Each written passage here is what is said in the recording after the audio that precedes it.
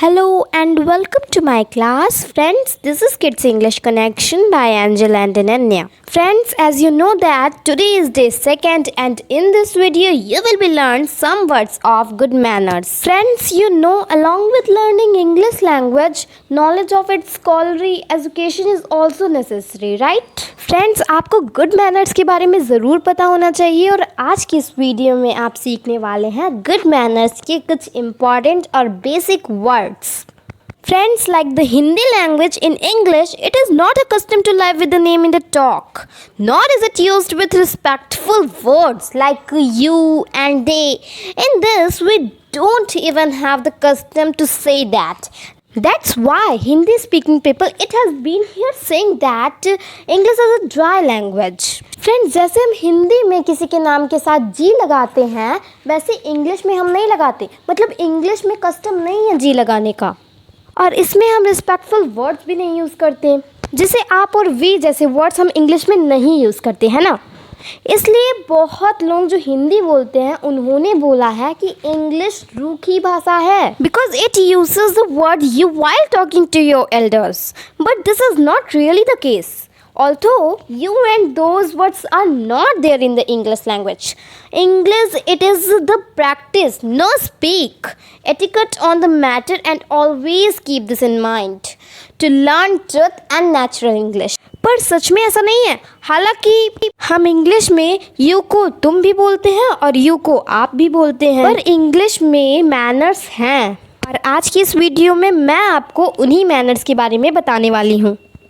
तो अगर आप हमारे चैनल पे अभी तक नए हैं, लाइक और सब्सक्राइब नहीं किया है तो जल्द से जल्द कर दीजिए और बेल आइकन को भी ज़रूर प्रेस कर दीजिए ताकि आने वाली हर वीडियो की नोटिफिकेशन सबसे पहले आप तक पहुंच पाए. So let's begin. तो जो हमारा पहला वर्ड है वो है please. So friends, you know please कितना इम्पॉर्टेंट और कॉमन वर्ड है. तो फ्रेंड्स चलिए देखते हैं इसे हम यूज़ कहाँ करते हैं. तो इसका यूज़ हम तब करते हैं जब आपको जैसे किसी से कुछ मांगना हो या फिर आपको किसी से कोई रिक्वेस्ट करनी हो, तब आप इसका यूज़ करते हैं. जैसे आपको किसी से पेन लेना हो या एक गिलास पानी मांगना हो या किसी से समय पूछना हो तो आप इसका यूज़ करते हैं. मतलब कि तो आप प्लीज़ का यूज़ करते हैं वहाँ पे.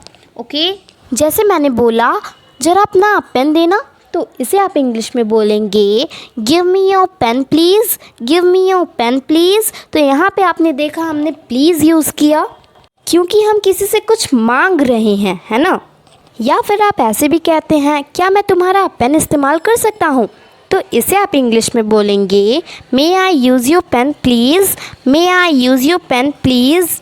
तो अगर आपको कोई चीज़ मैनर्स के साथ बोलना हो तो उस सेंटेंस में आप प्लीज़ ऐड कर दीजिए. फ्रेंड्स चलिए देखते हैं कुछ और एग्जांपल्स. जैसे क्या बजा है या फिर कितना बजा है, तो इसे आप इंग्लिश में बोलेंगे टाइम प्लीज़, टाइम प्लीज़. या फिर आप इसे एक चीज़ और भी बोल सकते हैं और वो है what is the time please, what is the time please. तो फ्रेंड्स अब आपको आई थिंक ये समझ में आ गया हो कि हम प्लीज़ का यूज़ कहाँ और क्यों करते हैं. सो फ्रेंड्स चलिए देखते हैं अब थैंक यू के यूजेस. जैसे किसी ने आपका छोटा सा भी काम कर दिया हो तो उसे आप थैंक यू कहना बिल्कुल मत भूलिए. फॉर एग्ज़ाम्पल लाइक आपने किसी से टाइम पूछा या फिर किसी का घर पूछा तो उसने आपको बता दिया, तो उसे आप थैंक यू कहना बिल्कुल मत भूलिएगा. फ्रेंड्स थैंक यू कहने के बहुत से तरीके हैं, तो आज की इस वीडियो में आप कुछ ऐसे तरीके सीखेंगे थैंक यू कहने के जो आप हमेशा यूज़ करते हैं. Like many many thanks to you. इसका मतलब होता है आपका बहुत बहुत धन्यवाद. और दूसरा है थैंक यू वेरी मच. इसका भी मतलब यही होता है कि आपका बहुत बहुत धन्यवाद. अगला है थैंक्स अ बंच. इसका भी मतलब यही होता है आपका बहुत बहुत धन्यवाद. Next is thanks a million.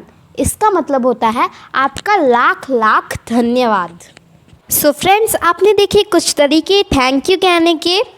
So guys चलिए अब हम सीखते हैं वेलकम के यूजेस. जैसे आपने किसी का छोटा सा काम कर दिया हो और उसने बदले में आपको थैंक यू बोला हो, फिर बात यहीं पे ख़त्म नहीं हो जाती, तो वहाँ आपको कहना पड़ेगा वेलकम, वेलकम, फ्रेंड्स वेलकम कहने के भी बहुत से तरीके हैं, तो कुछ तरीके मैं यहाँ पे आपको बताने वाली हूँ। फर्स्ट इज नो मेंशन, कोई बात नहीं।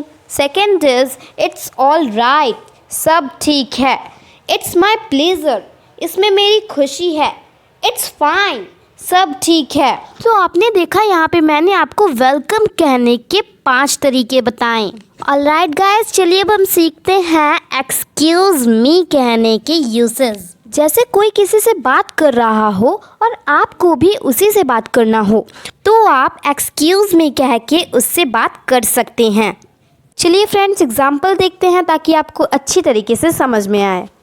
तो जैसे एग्जाम्पल्स में मैंने ले लिया, क्षमा करें क्या आपके पास समय है? Excuse me, do you have the time? Excuse me, do you have the time? Next example is माफ़ करना जिमी, क्या तुम व्यस्त हो? Excuse me Jimmy, are you busy? Excuse me Jimmy, are you busy? Next example is माफ़ करना, क्या तुम इसे दोबारा बोल सकते हो? Excuse me, could you say that again? Excuse me, could you say that again? तो ये रहे excuse me की कुछ examples, okay friends? तो आपने देखा इन sentences में हमने माफ़ करना के लिए यूज़ किया excuse me, right?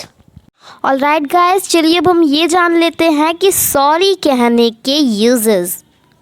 So sorry आप तब यूज़ करते हैं जब आपसे कोई गलती हो जाए, और सॉरी का मतलब होता है क्षमा मांगना। जैसे सॉरी आई डोंट हियर, इसका मतलब होगा क्षमा करना, मैंने नहीं सुना। ओके गाइज, तो ये था सॉरी कहने के यूजेस। सो गाइज आज के लिए बस इतना ही। ये वीडियो आपको कैसी लगी मुझे कमेंट सेक्शन में लिख के ज़रूर बताएं। And if you have missed day 1, then I have given you a link in the description. You can see it there. So friends, I will see you in the next video. Bye bye.